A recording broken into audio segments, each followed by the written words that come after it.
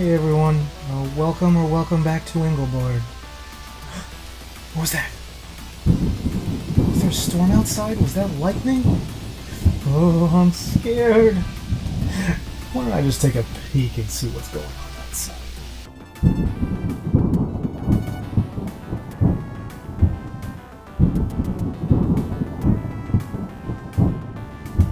Well, look at that. It was only Alisia Dragoon killing monsters that happened to be roaming around my front yard.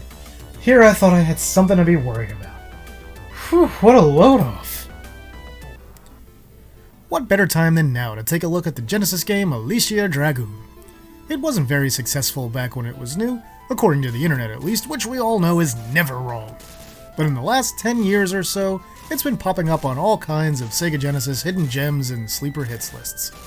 Yeah, you may have seen a million other videos on this game already, but what's one more, right? What, you want something new?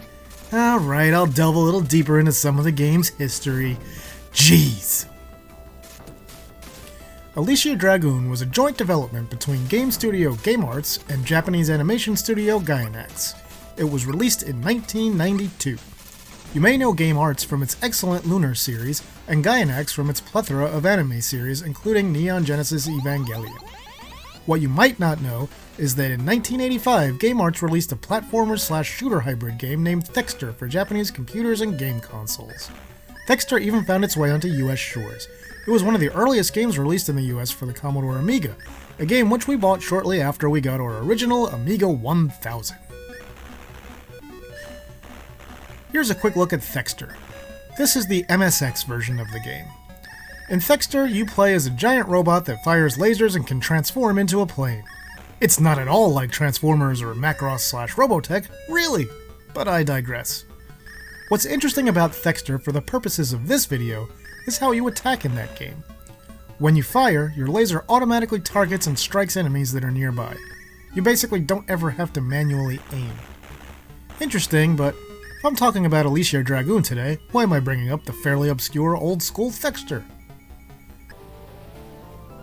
Well, because when GameArts developed Alisia Dragoon for the MegaDrive, they took the major combat mechanic from Thexter and its sequel, and seriously refined it for use in what was at the time a much more modern game. In Alisia Dragoon, you attack by firing auto-targeting lightning at enemies, which is an evolution of the attack method used in Thexter.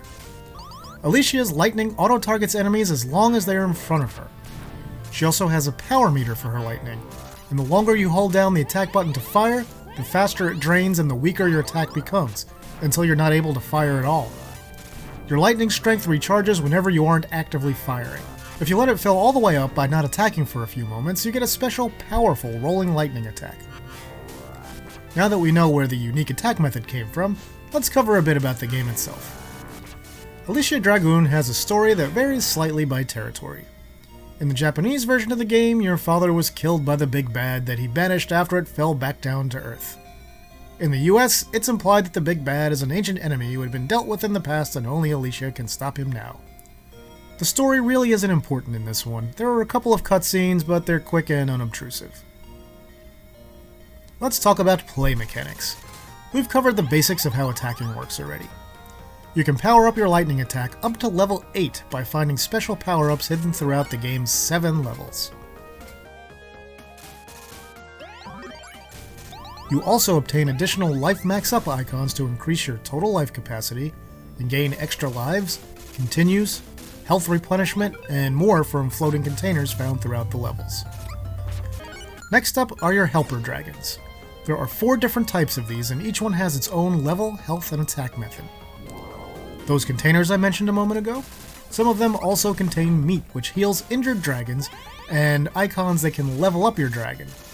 The dragons each have a max level of 3, which increases their life and attack. If a dragon dies, you can find a few items sprinkled throughout the game to resurrect them, but of course it's best to not let them die. As I said, the game takes place over 7 levels. Most of the levels are broken up into multiple sections. I won't run through all of them, but they are very colorful and varied. They all look great and frankly a step above most action games on the Genesis. And while all the background graphics are still tile-based as one would expect from a Genesis title, They definitely have a more organic and varied look than a typical home console game of the era. Let's talk about the music. Alisia Dragoon has what I consider to be one of the very best soundtracks on the entire system. This is another game that perfectly illustrates just how capable the Genesis sound hardware actually was, and it doesn't even fully utilize all of the sound hardware's capabilities. The songs are wonderfully composed by a quintet of composers from Meccano Associates. They're full of good beats, instruments that sound excellent, and much like the graphics, are quite varied in style from one area to the next, and they even contain some dynamic elements. In your face, Genesis sound chip naysayers!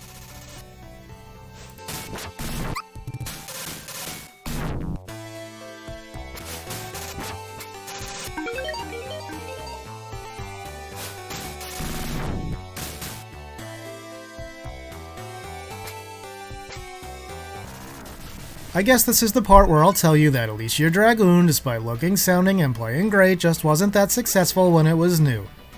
Now, I haven't been able to track down actual specific confirmed sales numbers, so I can only offer this anecdotal evidence. I happen to have purchased this game a few weeks after it was released when it was brand new, and I did this using the very first paycheck I earned from my very first job as a teenager. Reviews in the gaming magazines of the time had been mostly positive, and I thought that the screenshots looked interesting, so I figured I'd give it a whirl, and I was really glad that I did. But what I never saw was another person back then who also owned this game. Not a one. I knew quite a few people who had Genesises, but not another single person who owned Alisia Dragoon. Another thing worth talking about that bothered me in 1991 and 1992 was that in several gaming magazine articles of the day, they often compared this game to Valis 3 on the Genesis and Turbo CD. Now, Alisia Dragoon and Valis 3 don't really play anything at all alike.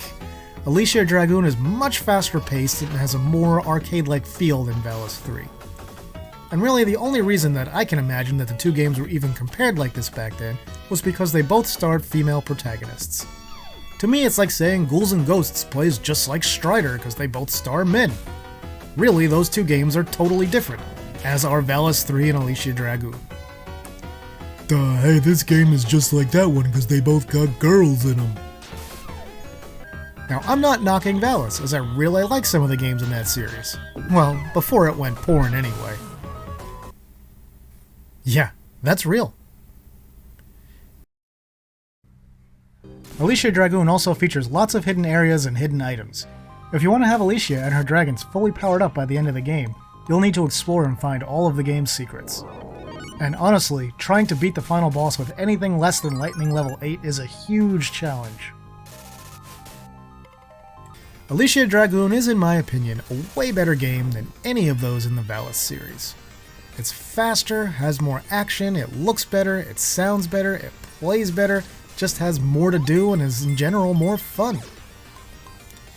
Now, my friends, let's travel through time. We'll skip from 1992 to roughly the year 2002 or thereabouts. Alisia Dragoon started gaining a following in the online communities. This is roughly about the time that it started popping up in those hidden gems articles and videos. It seemed like all of a sudden people started to realize, hey, this game is really good. The culmination of this newfound popularity came in the fact that Sega even included it on the Genesis Mini as one of the 42 built-in games on the system recently.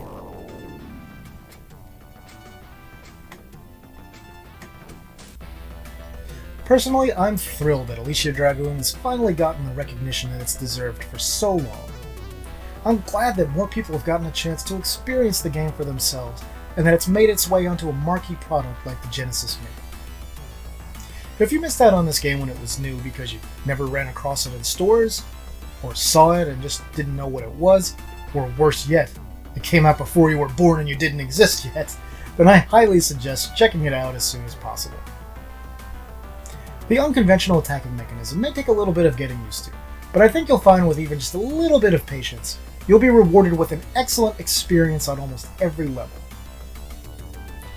And that brings us to the close of another video, my friends. Have you already played Alisia Dragoon? Were you a fan of it when it was new? Are you only hearing about the game for the first time right now?